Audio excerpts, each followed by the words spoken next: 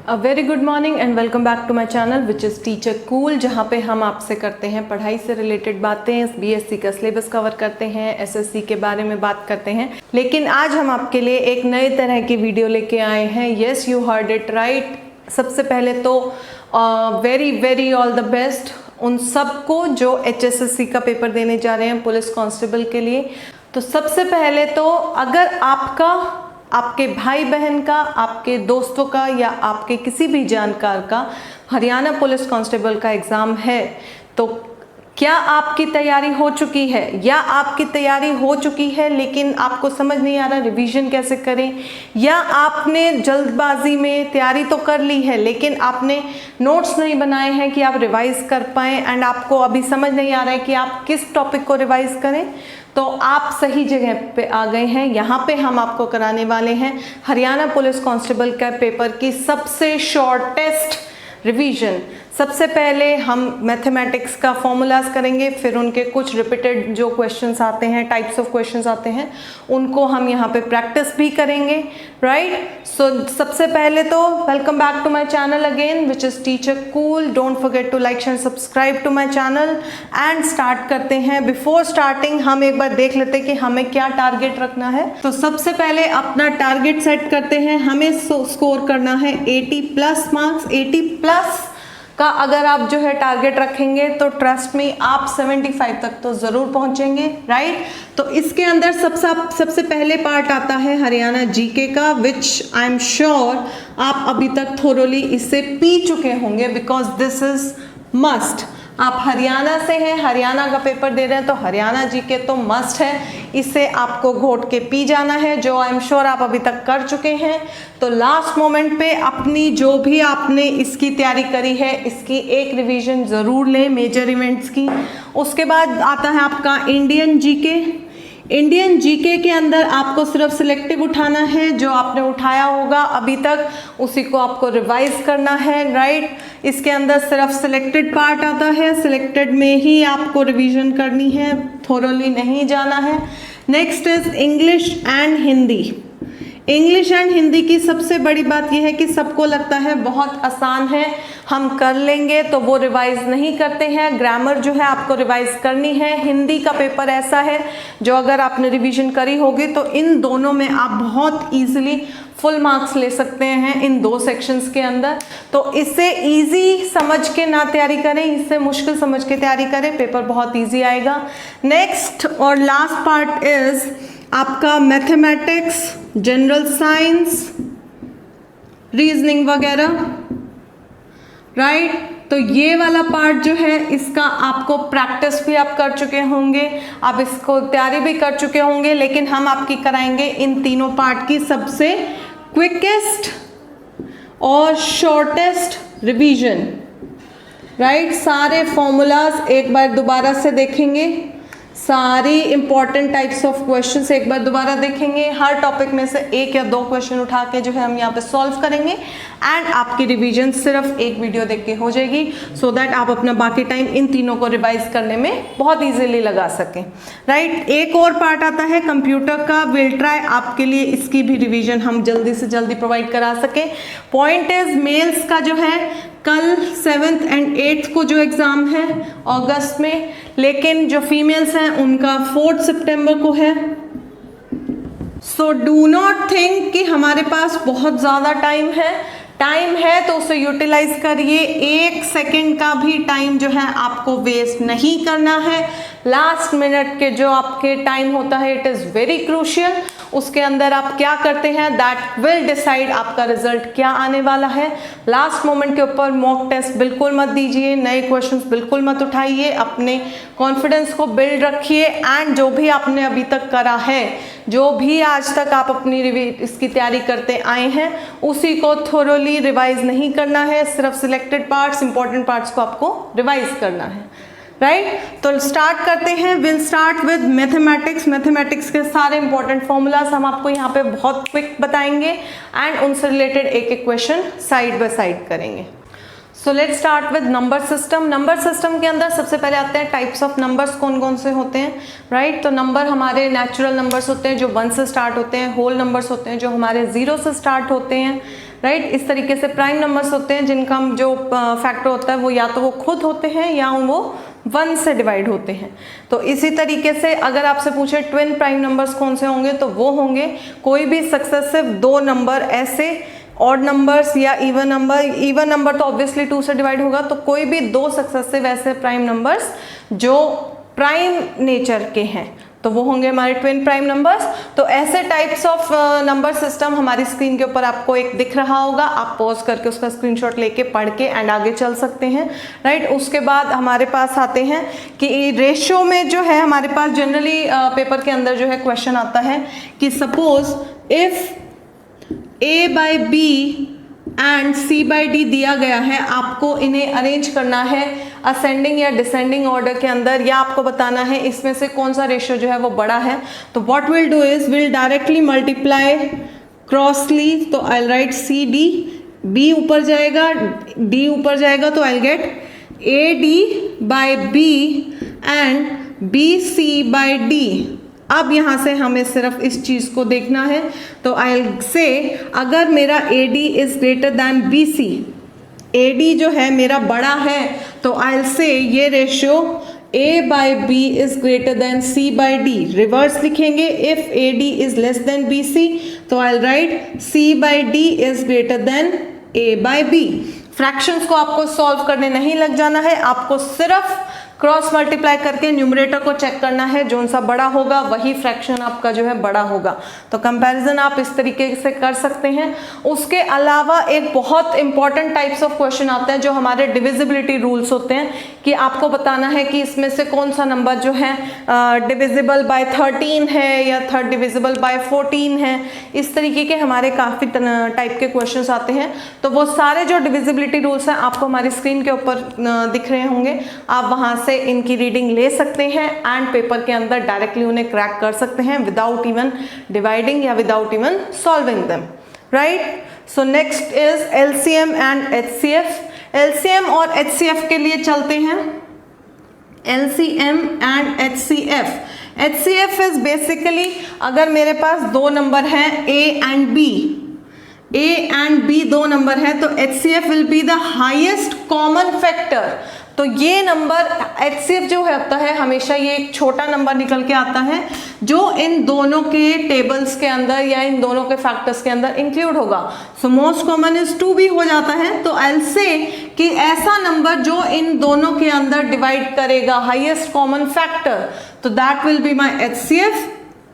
whereas LCM it is the least number which is divisible by both, least number divisible by both। For example मेरे पास numbers हैं 5 and 7, तो इसका least number कौन सा होगा जो इन दोनों से डिवाइड होगा, so that will B 35। 35 number जो है 5 से भी डिविजिबल होगा, 7 से भी होगा, राइट। वेयर एज अगर आप देख सकते हैं 35 इन दोनों से बड़ा है, लेकिन जो HCF है वो हमेशा मेरे दोनों नंबरों से या तो छोटा आएगा या छोटे वाले नंबर के बराबर आएगा, राइट। तो we say these are my LCM and HCF। Also एक और रूल हम बोलते हैं कि सपोज मेरे पास नंबर दिए गए हैं या मेरे पास कोई भी 2 नंबर हैं, उसमें से एक नंबर दिया गया है पेपर में, मेरे पास LCM है एंड HCF है, आई हैव टू फाइंड दूसरा नंबर, तो उसका सीधा फॉर्मूला आएगा A इंटू B। जो भी 2 नंबर्स आपको दिए गए हैं उनका जो प्रोडक्ट होगा वो किसके बराबर होगा, उनके LCM एंड HCF के बराबर। तो अगर आपको पेपर के अंदर इन चारों चीज़ों में से कोई भी 3 दी गई हैं, आप चौथे को डायरेक्टली जो है निकाल सकते हैं। आपको प्रॉपर मेथड जो है वो नहीं यूज़ करना है, टाइम वेस्ट नहीं करना है, राइट। सिमिलरली LCM और HCF जो फ्रैक्शंस होते हैं, फ्रैक्शंस के लिए कुछ डायरेक्ट फॉर्मूलेज या डायरेक्ट जो ट्रिक्स हैं वो आपकी स्क्रीन के ऊपर दोबारा से पॉपअप हो चुकी हैं, आप वहाँ से देख सकते हैं एंड उन्हें नोट डाउन कर सकते हैं, right. Next is algebra. Algebra जो है जिन्हें आता है उनके लिए इससे आसान कुछ नहीं होता है, लेकिन जिसे नहीं आता है उसके लिए इससे मुश्किल भी कुछ नहीं होता है। सो सो एक छोटा सा रिवीजन ऐसा करते हैं कि जिन्हें ये नहीं आता या जिन्हें ये मुश्किल लगता है उनके लिए बिल्कुल आम भाषा में अगर हम सॉल्व करने चलें तो सबसे पहली चीज़, अलजेब्रा के अंदर आपके पास कुछ बेसिक रूल्स आ जाते हैं। सबसे पहले तो plus into plus will always remain plus, plus into minus हमारा क्या हो जाएगा माइनस, माइनस इंटू माइनस हमारा क्या हो जाएगा प्लस, राइट। तो ये हमारा बेसिक रूल है जो हमें स्टार्टिंग में करना है कि कोई भी दो नंबर अगर मल्टीप्लाई हो रहे हैं, प्लस प्लस होंगे तो प्लस रहेगा, माइनस माइनस रहेगा तो भी प्लस होगा, लेकिन एक प्लस एक माइनस रहेगा तो माइनस हो जाएगा। उसके अलावा अगर आप देखें तो अलजेब्रा के अंदर सबसे इंपॉर्टेंट चीज इज इक्वल टू का साइन।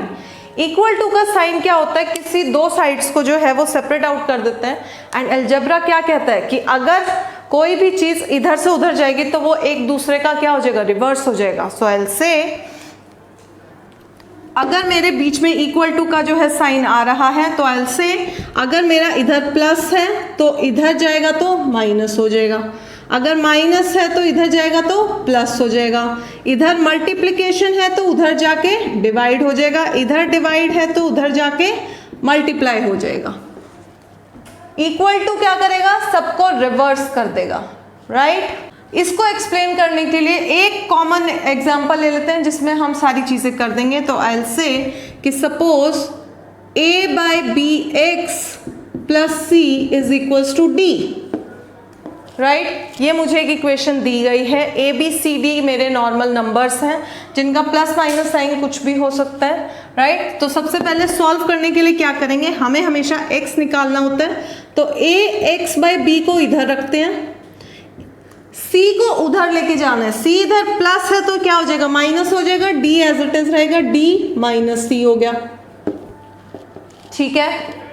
अब नेक्स्ट इज जो इधर मल्टीप्लाई है उधर जाके डिवाइड हो जाएगा, मल्टीप्लाई a हो रहा है तो x बाय b उधर जाके क्या हो जाएगा d minus c divided by a, ठीक है, क्लियर है। नेक्स्ट इधर जो डिवाइड है वो उधर जाके क्या हो जाएगा मल्टीप्लाई हो जाएगा। सिमिलर केस में इधर से भी अगर हमें इधर लाना होगा तो सेम चीज रहेगी, x यहाँ रह जाएगा, b यहाँ जाके मल्टीप्लाई होएगा तो I will get b into d minus c divided by a, तो I will get my solution. अब इसको मेरे पास एक एक्सप्रेशन आ गया, इसको सॉल्व करने के लिए कई लोग क्या करेंगे, पहले मल्टीप्लाई करेंगे, डिवाइड करेंगे, सब्ट्रैक्ट करेंगे, क्या करना है। So the rule says BODMAS एक हम बोलते हैं अलजेब्रा के अंदर, तो I always follow BODMAS which says कि आपको यहाँ से सॉल्व करना स्टार्ट करना है सीरीज में, राइट। तो सबसे पहले आप क्या करेंगे, ब्रैकेट को सॉल्व करेंगे, ठीक है। तो ब्रैकेट के अंदर क्या है d माइनस सी, ठीक है। तो सब अब हम नाम दे देते हैं a b c d, right. मैं a को बोलती हूँ it is number 2, b is my 4 I will से 12, c is my 6 and d is my 7। Random numbers मैंने लिए हैं आपको सिर्फ सॉल्व करने के लिए। तो सबसे पहले मुझे सॉल्व करना है ब्रैकेट, ब्रैकेट के अंदर है d minus c which is 7 minus 6, I will get 1। तो मेरी नेक्स्ट इक्वेशन क्या आ जाएगी, b इंटू 1 ओवर a, ठीक है। ब्रैकेट के अंदर का हमने सॉल्व कर दिया है लेकिन ब्रैकेट की ओपनिंग रह गई है, तो ओपनिंग में क्या होगा, ये मल्टीप्लाई होगा, b की value is 12 into 1 divided by a which is 2। अब आप देखिए यहां से करना है डिवीजन, डिवीजन पहले कर देते हैं। तो I will gate 12 into 1 divided by 2 का डिवीजन करा 6, देन इज मल्टीप्लिकेशन, मल्टीप्लिकेशन कर देते हैं तो आएगा आई विल गेट 6, ठीक है। सपोज x के साथ यहाँ पे x is now equals to y plus 1 minus 3, ये आया है, x मेरा निकल के आ गया ये, so that x is equals to 6 and यहाँ से x के अंदर मुझे वैल्यू पुट करनी है y प्लस 1 माइनस 3, तो आई विल गेट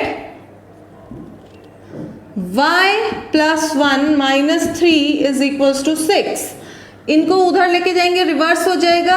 6 + 1 है तो -1, -3 है तो +3, राइट। बॉड मास पे आते हैं, addition, A for addition.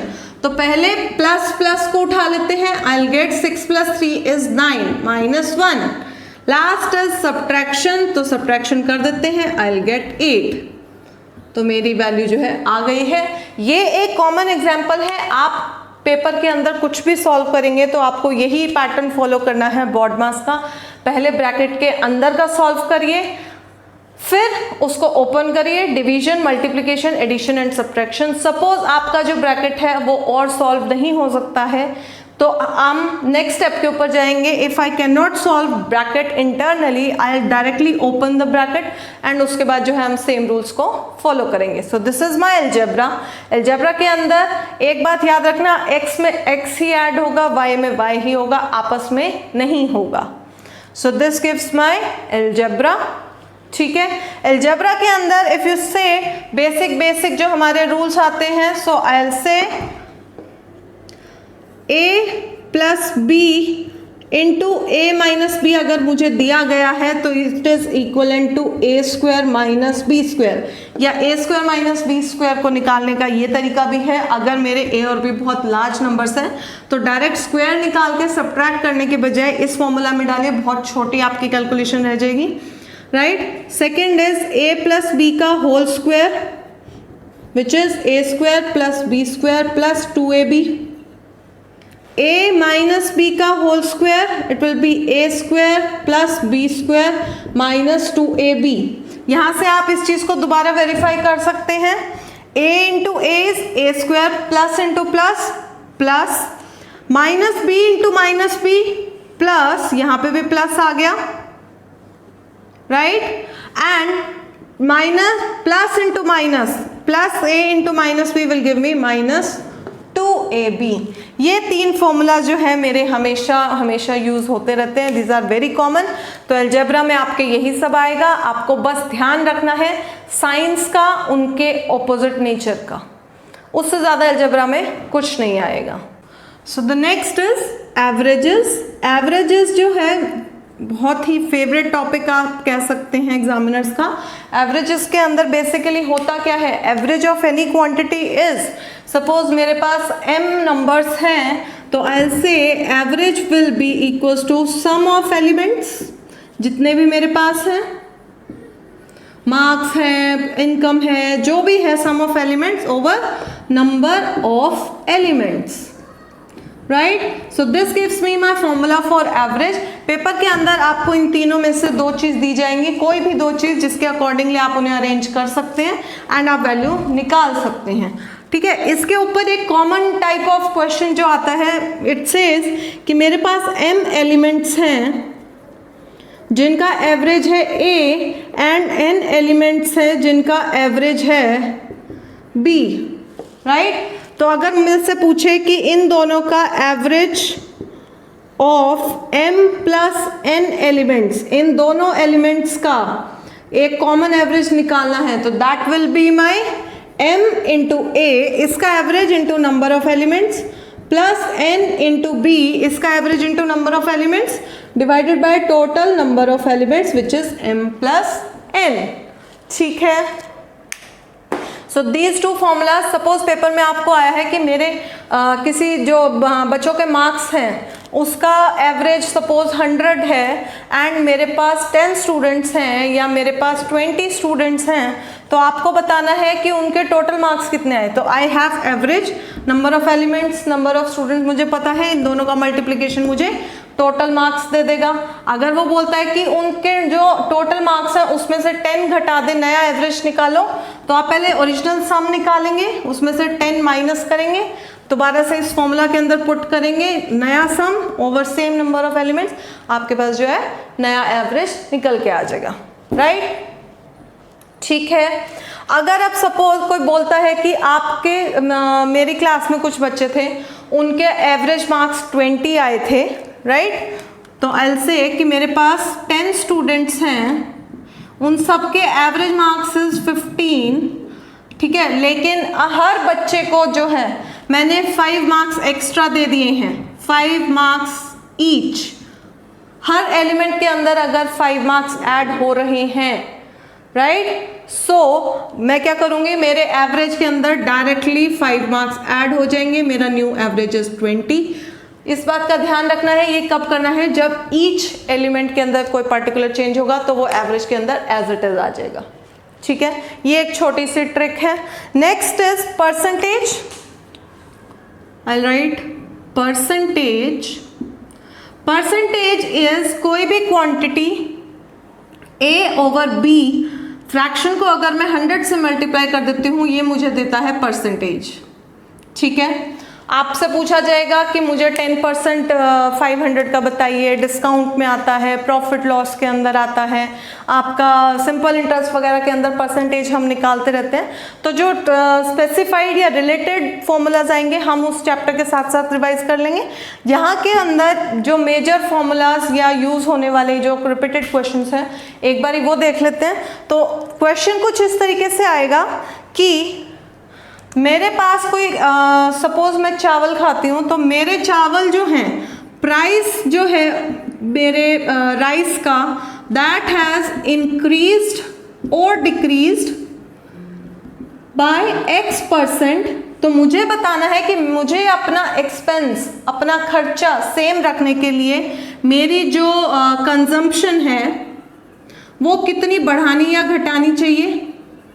Consumption निकालनी है कि उसको मैं कितने परसेंटेज से चेंज करूं कि चावलों का जो पैसा है, राइस प्राइस है, वो बढ़ने के बाद भी मेरा खर्चा चेंज ना हो। तो उसके लिए डायरेक्ट फॉर्मूला इज कंजप्शन मेरी दी जाएगी x over 100 plus x into 100। ये मुझे डायरेक्टली परसेंटेज देगा कि मुझे अपनी कंजप्शन को कितना इंक्रीज या डिक्रीज करना है। ठीक है, क्लियर है सबको। नेक्स्ट इज इसी सेम फॉर्मूला के अंदर एक क्वेश्चन आएगा। इट विल से कि suppose a is greater than b by x%। a जो है b से बड़ा है, आपको बताना है b a से कितना छोटा है। आपको a और b के बारे में कुछ भी नहीं पता है, कौन से नंबर्स है, क्या नंबर्स है, आपको सिर्फ x का वैल्यू पता है कि 2% है, 5% है। आपको बताना है b कितना छोटा है। तो आई विल से b is x over 100 plus x divided by into 100। ये मुझे देगा कि b a से कितने % छोटा है। ठीक है, अब सपोज उल्टा आता है कि a is less than b by y%। अब मुझे बताना है b a से कितना बड़ा है, राइट। तो सेम फॉर्मूला आएगा, सिर्फ कहाँ चेंज आएगा, x over 100 minus x into 100। ये मुझे बताएगा कि मेरा b जो है वो a से कितना बड़ा है। अगर आपको ये प्लस माइनस में थोड़ी सी कंफ्यूजन है तो एक छोटी सी ट्रिक क्या है, यहाँ पे a बड़ा है, b छोटा होगा तो उसका डिनोमिनेटर बड़ा होना चाहिए, तभी नंबर जो है छोटा आता है। फ्रैक्शन के अंदर डिनोमिनेटर जितना बड़ा होता जाता है उस फ्रैक्शन की वैल्यू उतनी घट जाती है। हमें b को छोटा दिखाना है तो ये बड़ा होगा, मतलब x जो है ऐड होगा। यहाँ पे b बड़ा है, a b से कितना बड़ा है, वो छोटा है। छोटा दिखाने के लिए डिनोमिनेटर कम होना पड़ेगा, तभी ये चीज आएगी। तो आई विल से कि अगर a मेरे b से छोटा है तो b a से कितना बड़ा है, माय मिस्टेक। तो b a से कितना बड़ा है, बड़ा होने के लिए यहाँ पे सब्ट्रैक्शन हो जाएगी। ये तीन चीज़ें आपको याद रखनी है। पेपर के अंदर ये डायरेक्ट फॉर्मूलेज के एप्लीकेशन के क्वेश्चंस आते हैं, आपको सॉल्व करने नहीं लगना है, आपको a और b की वैल्यू नहीं ढूंढनी है, डायरेक्टली ये फॉर्मूला यूज करना है and you can give the answer. Percentage के अंदर ही एक और टाइप का फॉर्मूला जो है वो आता है कि कोई सिटी है, उसकी पॉपुलेशन जो है एवरी ईयर 5% से 10% से या तो डिक्रीज हो रही है या इंक्रीज हो रही है। प्रेजेंट का बताया रहेगा, या तो वो पूछेंगे कि बताइए 5 साल पहले कितनी थी, या वो बोलेगा कि 5 साल बाद कितनी थी। तो उसके लिए अगेन आप एक डायरेक्ट फॉर्मूला लगाएंगे, राइट। कंपाउंड इंटरेस्ट अभी हम आपको दोबारा से रिवाइज कराएंगे, जिससे नेक्स्ट टॉपिक वही है। बट कंपाउंड इंटरेस्ट का अगर आपको याद हो, since you are already prepared and we are revising, तो I will say population p dash after n years, यहाँ पे लिखते हैं after n years, suppose n मेरा 5 साल 2 साल जो भी है, और मेरी rate of change of population क्या है, रेट इज r%, राइट। तो मेरा new population after n years क्या हो जाएगा, ओरिजिनल या आज की population into 1 + r/100 raise to power n। ये फॉर्मूला डायरेक्ट वही है जो हम अमाउंट के लिए यूज करते हैं कंपाउंड इंटरेस्ट में। तो हमारा आफ्टर n ईयर्स का आ गया।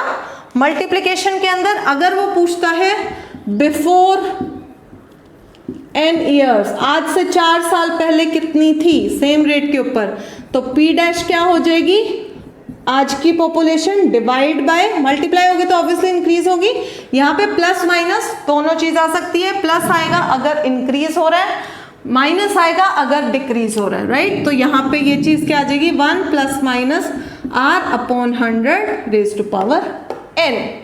ठीक है, ये डायरेक्ट फॉर्मूला दोबारा से है, आप इसमें पुट करिए, सीधा आंसर निकालिए, राइट। इसके बाद एक और टाइप का क्वेश्चन आता है कि हम शॉपिंग करने भी जाते हैं, वहाँ पे बोलते हैं कि 10% ऑन 10% आ गया आपका डिस्काउंट, या मतलब आपका रेट ऑफ इंटरेस्ट जो है वो सक्सेसिव रेट्स लग रहे हैं, या हर साल का जो इंटरेस्ट है वो अलग अलग आ रहा है। तो इस तरीके के क्वेश्चन में हम बोलते हैं सक्सेसिव रेट्स। सक्सेसिव रेट्स चाहे डिस्काउंट के हैं, इंटरेस्ट के हैं, किसी भी चीज़ के हैं, तो उसके अंदर मेरी फाइनल अमाउंट जो आएगी दैट विल बी, जो ओरिजिनल मेरी प्रिंसिपल अमाउंट है, इंटू 1 + r1/100 पहले साल का, इंटू 1 + r2/100 अगले साल का, एंड अप टू 1 + rn/100 जितने भी साल आपको दिए गए हैं। 2 है तो हम यहीं पे रुकेंगे, 3 है तो एक और, n आपका डिसाइड करेगा कितना है, राइट।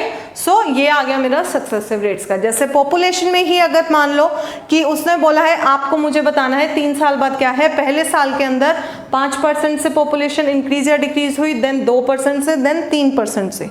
तो आप ओरिजिनल पॉपुलेशन पहले साल का 5, दूसरे साल का 2, तीसरे साल का 3%, डायरेक्ट आपकी पॉपुलेशन आ जाएगी after 3 years with different rates of change of population. ठीक है, क्लियर है, वेरी इजी। ये हम कर रहे हैं रिवीजन। इस वीडियो के बाद हम एक और वीडियो जो है अपलोड करेंगे जिसके अंदर विल पिक ओनली क्वेश्चंस हर टॉपिक का, एक परसेंटेज का, एक इंटरेस्ट का, एक रेशियो का, एक वर्क टाइम का, इस तरीके से will pick only questions, 15 to 16 questions आपकी एक क्विक रिवीजन के लिए।